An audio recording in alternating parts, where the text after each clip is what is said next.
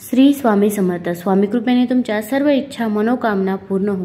देवदिवाळी कधी आहे? देवदिवाळीचा शुभ मुहूर्त काय आहे? या दिवशी जर आपण काही उपाय केले तर ते उपाय खूप प्रभावी ठरत असतात. जर घरामध्ये सतत आजारपण असेल, भांडणं होत असतील किंवा वादविवाद सतत चालू राहत असतील तर कोणते उपाय करावे? तसेच धनप्राप्ती, लक्ष्मी प्राप्तीसाठी आपण या दिवशी कोणते उपाय करावे ज्यामुळे आपल्या घरामध्ये पैसा हा स्थिर राहील? भरपूर वेळा असे होते की पैसा येतो पण पैसा हा आपल्याकडे स्थिर राहत नाही, तो कुठेतरी वायफळ खर्च होऊन जातो. मग महिन्याच्या शेवटी आपल्याला समजते की इथे आपला पैसा वायफळ खर्च झाला किंवा मेहनत घेऊन देखील आपल्याला पाहिजे तसा मोबदला भेटत नाही, पाहिजे तसे पैसे देखील मिळत नाही किंवा काही ठिकाणी तर असे होते की पैसा यायला अगदी जागाच नसते. मग अशा वेळेस आपण काय करावे ही सर्व माहिती आपण आज या व्हिडिओमधून जाणून घेणार आहोत. आपण दिवाळी साजरी करतो त्याचप्रमाणे देवसुद्धा दिवाळी साजरी करतात.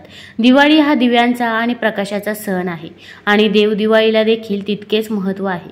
दिवाळी कार्तिक महिन्याचे कृष्ण पक्षातील अमावस्येला साजरी केली जाते, तर देवदिवाळी कार्तिक महिन्याच्या शुक्ल पक्षाच्या पौर्णिमेला साजरी केली जाते. म्हणजे दिवाळीच्या 15 दिवसांनी देवदिवाळी ही साजरी केली जाते. 2023 मध्ये देवदिवाळी 26 नोव्हेंबरला आहे. या दिवशी संध्याकाळी 5:08 ते 7:47 पर्यंत म्हणजेच प्रदोष काळात देवदिवाळी साजरी करण्यासाठी शुभ मुहूर्त आहे. देवदिवाळीच्या दिवशी देवी देवतांची विधिवत पूजा केल्याने त्यांचे आशीर्वाद प्राप्त होतात असे म्हणतात.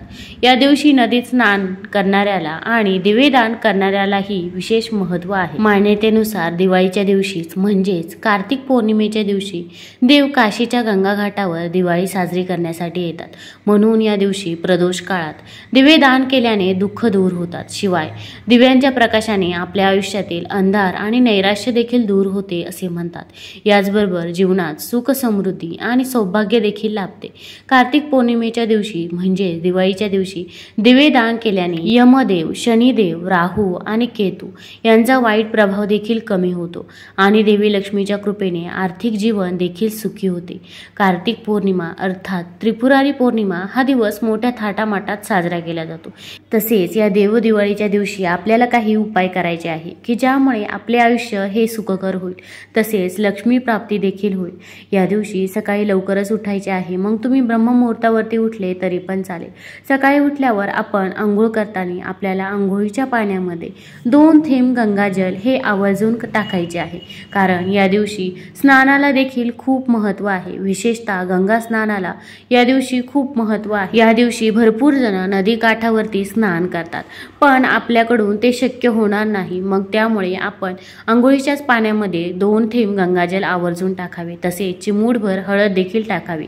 हळद ही माता लक्ष्मीला आकर्षित करत असते. जर घरामध्ये कोणी आजारी असेल, अगदी छोटे बाळ असो किंवा वृद्ध व्यक्ती असो, त्यांच्या देखील आंघोळीच्या पाण्यामध्ये गंगाजल आपण टाकावे. यामुळे त्यांचा आजार देखील लवकर बरा होईल. तसेच जर तुमच्याकडे गंगाजल नसेल तर तुम्ही आंघोळीच्या पाण्याकडे बघत गंगा नदीचे स्मरण करावे आणि हर हर गंगे म्हणत आंघोळ देखील करावी.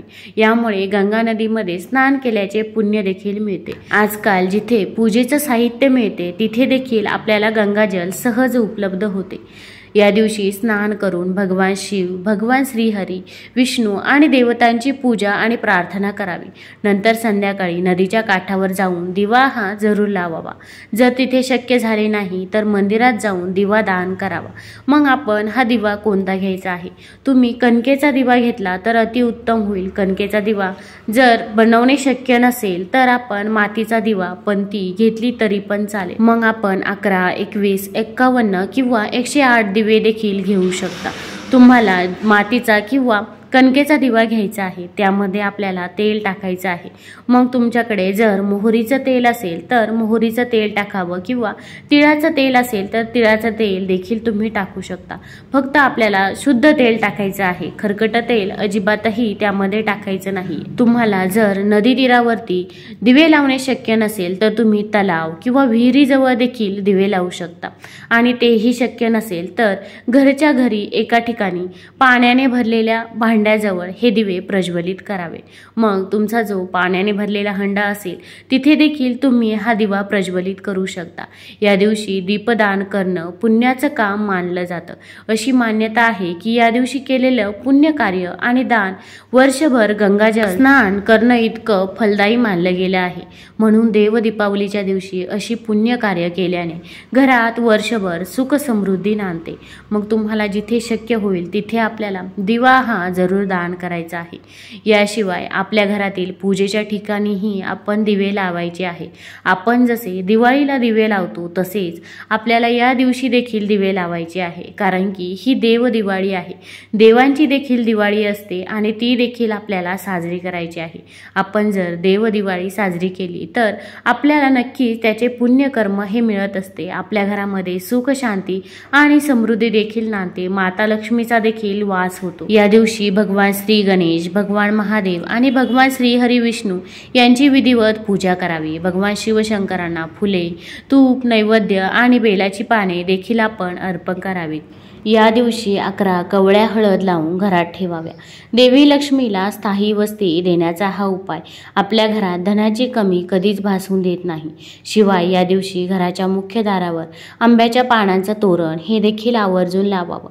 मग आपण आंब्याच्या 11 पानांचं तोरण हे लावावं। तसेच 11 सफेद फुले घ्यावी। मग तुम्ही 11 सफेद जास्वंदीची फुले देखील घेऊ शकता। एक आंब्याचं पान लावायचं, त्यानंतर एक सफेद फूल लावायचं। अशा प्रकारे तुम्ही 11 आंब्याची पाने आणि 11 सफेद फुले लावायची आहे। हे लावून झाल्यानंतर आपल्याला आंब्याच्या पानावरती स्वस्तिक काढायचं आहे, कुंकवाने स्वस्तिक काढायचं आहे। तुम्ही अगदी प्रत्येक पानावरती देखील स्वस्तिक काढू शकता किंवा नुसतं हळदी आणि कुंकू अर्पण केलं तरी पण चालेल। प्रत्येक पानावरती, फुलावरती हळदी कुंकू हे अर्पण करावं। यामुळे आपल्या घरामध्ये नकारात्मक ऊर्जेचा संचार होत नाही, तसेच घरामध्ये कोणतीही वाईट शक्ती, वाईट बाधा देखील येत नाही। भरपूर वेळा असे होते की आपल्या घरामध्ये अचानक कोणीतरी आजारी पडतं किंवा आपली प्रगती ही कुठेतरी खुंटते। पाहिजे तशी प्रगती होत नाही, पाहिजे तशी मेहनत घेऊन देखील आपल्याला पाहिजे तसे यश मिळत नाही। मुलांना देखील अभ्यास करून त्यांना पाहिजे तसे मार्क्स मिळत नाही। मग तुम्ही हे 11 आंब्याच्या पानांचं तोरण हे आवर्जून लावावं।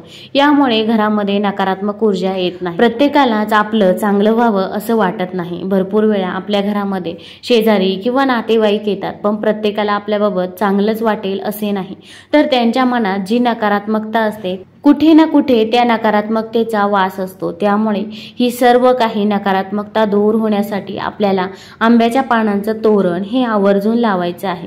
फक्त एक लक्षात ठेवा, देवदिवाळी झाल्यानंतर दुसऱ्या दिवशी आपण हे तोरण काढून टाकावं। जेव्हा पाने आणि फुले सुकतील तेव्हा तोरण त्वरित काढणं गरजेचं आहे, कारण जर अशी सुकलेली फुले आपल्या दरवाजाला असेल तर मग त्याचे वाईट परिणाम देखील आपल्याला बघायला मिळतात। मग तुम्ही देवदिवाळीच्या दिवशीच अगदी सकाळीच हे तोरण बनवून लावलं तरी पण चालेल आणि दुसऱ्या दिवशी किंवा तिसऱ्या दिवशी तुम्ही हे तोरण काढून टाकावं। तसेच देव दीपावलीच्या दिवशी शनी देवाची पूजा देखील करणे खूप महत्त्वाचे आहे। या दिवशी शनी मंदिरात जाऊन मोहरीच्या तेलाचा दिवा आवर्जून लावावा। असे केल्याने आपल्या जीवनातील अनेक समस्यांवर आपण मात करू शकतो। अगदी कठीणातली कठीण कोणतीही समस्या येऊ द्या, संकट येऊ द्या, त्यावरती आपण सहज मात करू शकतो। संकटे येणार नाही असे तर नाही होणार, पण आपण त्या संकटांवरती मात करण्यासाठी उपाय हे आवर्जून केले पाहिजे। म्हणजे कुठेतरी जे आपल्यावरती मोठे संकट येणार होते त्याचा प्रभाव हा नक्कीच कमी होतो। तसेच या दिवशी आपल्याला संध्याकाळी तुळशीसमोर देखील दिवा लावायचा आहे। तुळशीसमोर शुद्ध तुपाचा दिवा लावायचा आहे। दिवा लावताना त्याखाली प्लेट ठेवायची आहे, त्यानंतर अखंड तांदूळ ठेवायचे आहे। आपण त्या तांदळावरती देखील हळदी कुंकू अर्पण करायचं आहे। नंतर तुम्ही मातीचा किंवा कणकेचा दिवा देखील ठेवू शकता, पंती देखील ठेवू शकता आणि ओम नमो भगवते वासुदेवाय नमः, ओम नमो भगवते वासुदेवाय नमः या मंत्राचा देखील जप आपण आवर्जून करायचा आहे। या दिवशी आपल्याला जेवढी सेवा जमेल तेवढी सेवा आपण आवर्जून करायची आहे। तसेच दीपदान करायला आपण विसरायचे नाही। आपण जर घरी हंड्याजवळ दिवा ठेवलेला असेल तर तो दिवा आपण दुसऱ्या दिवशी निर्माल्यामध्ये टाकायचा आहे, किंवा जर मातीची पंती वापरलेली असेल तर ती पंती स्वच्छ धुवून पुन्हा तुम्ही वापरू शकता। तुम्हाला जर हा व्हिडिओ आवडला असेल तर चॅनलला लाईक करा आणि सबस्क्राईब देखील करा। कमेंटमध्ये श्री स्वामी समर्थ लिहायला विसरू नका। धन्यवाद।